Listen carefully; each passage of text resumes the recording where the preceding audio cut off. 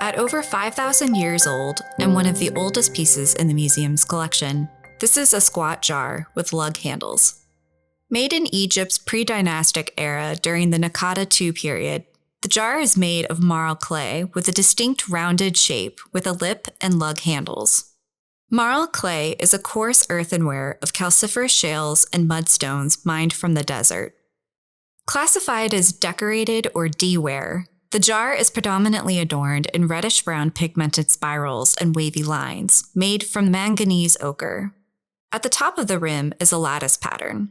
The rounded bottom shows wear from use, while the painted decorations are faded and the clay abrased from contact with surfaces. Due to its age, there are also some expected hairline cracks.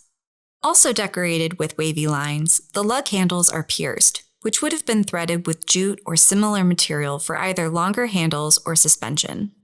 The shape and decorations of this squat jar were quite common for this period of pottery from the Upper Egypt region. It would have been hand-built by coiling and then fired in a kiln.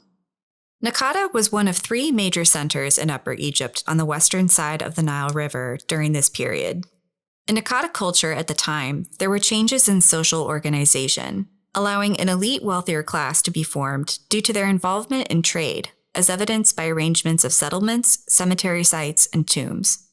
Due to the clay type and the consistent, almost standardized decorative forms, scholars believe that pottery like this were produced in a select number of workshops rather than by each village. This reflects a more mass production approach and specialization in a particular craft.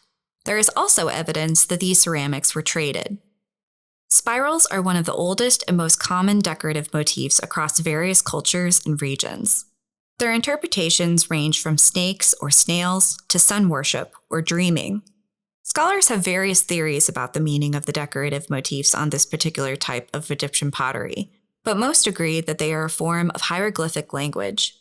The spirals could be an abstraction for water or coiled rope, or a visual representation meaning to enclose or surround.